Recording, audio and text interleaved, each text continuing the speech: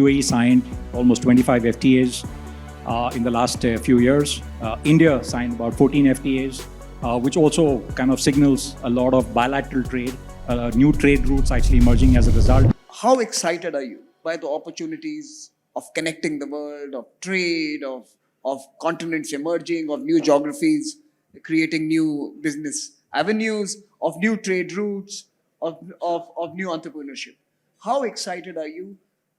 What is really, for you, the defining opportunities and perhaps maybe also the concerns that you may have? Thanks, Amir.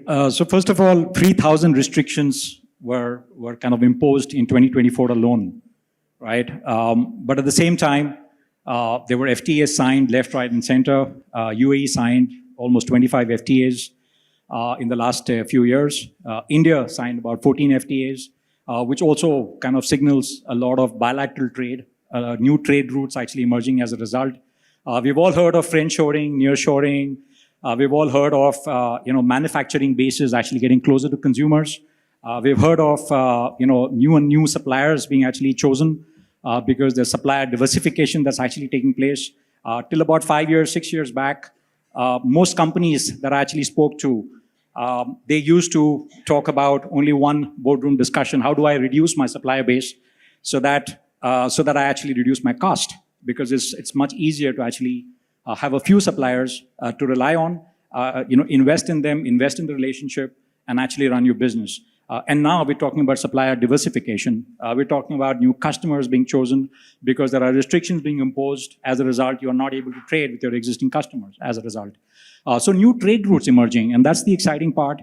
Cargo flows just like water in that sense. So water will find its way, and so will cargo, essentially. The economic compulsion of trading, the economic compulsion, will drive geopolitics is my positive view. And so therefore, a host of opportunities would result. And I'll give you a couple of examples to illustrate this point. If you look at the India and the UAE sector, we're kind of working on a virtual trade corridor where the customs of both the nations essentially would come together, share information real time. Logistic companies would actually come on one platform together with, importers, exporters, the customs, truckers, shipping companies, all sharing information real time. And if the cargo is actually cleared in India, it need not be cleared in the UAE, and that's the pilot that we're running.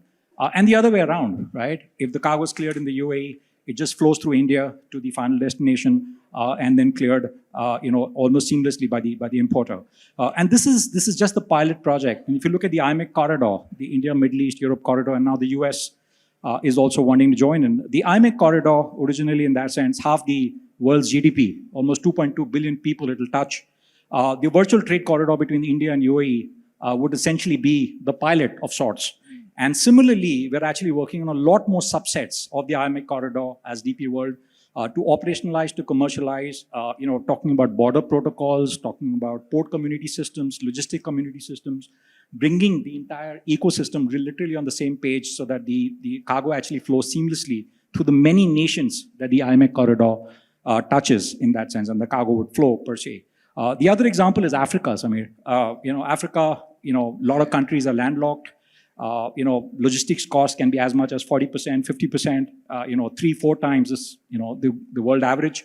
Obviously, a lot of physical connectivity has to take place in Africa, and their DP World, the company that I work for, is heavily invested in the last mile connectivity, for example. Almost you could say, 200,000 points of sale in Nigeria alone. We're present in almost 35, 40 countries in Africa. The last mile connectivity is always the most difficult. The sea routes can be actually made. The IMEC and the other corridors can actually be made, but the last mile connectivity is equally important to ensure that the logistics cost is as low as possible. And we're working on the India, Middle East, Africa connectivity as another corridor, where traders from India essentially would ship cargo, go to Africa, have the last mile connectivity. Manufacturers from India would actually be given space in a special economic zone in Africa to produce so that they're actually closer to the large consumer base, but also close to the raw material availability in that sense. So we call it the Bharat-Africa Setu, or the Bharat-Africa Bridge in that sense. So the virtual trade corridor between India and UAE, the India-Africa connectivity, also via Dubai, for example. And I'll give you One example that I actually just had a customer work with DP World. We had a auto component manufacturer in India in that sense, and they had 12 points of inventory stockage in Africa. And their problem was that they were either overstocked out there or they were understocked, and they were always losing money. So we actually had them stock cargo in Dubai, and then real time actually move into Africa as and when the demand actually arises. And that actually saved them almost 30-40% of their logistics cost as such. So that's a real life example of how we can actually be innovative in terms of supply chain. And we all know in Africa, the infrastructure development is critically important, but the money is also not flowing out there. It represents only about 2% of the entire supply chain spent globally of almost $2 trillion. So Africa just gets about 2%. So, connecting countries in Africa with the rest of the world, connecting Africa with Africa, are those real connectivity challenges that we all need to invest in. But still, it's a very, very optimistic view of the world. Do you do business in Europe? Yes, we do. We do. We do a lot of business in Europe. And of course, there are a lot of challenges out there as well. But I see a glass half full, Samir.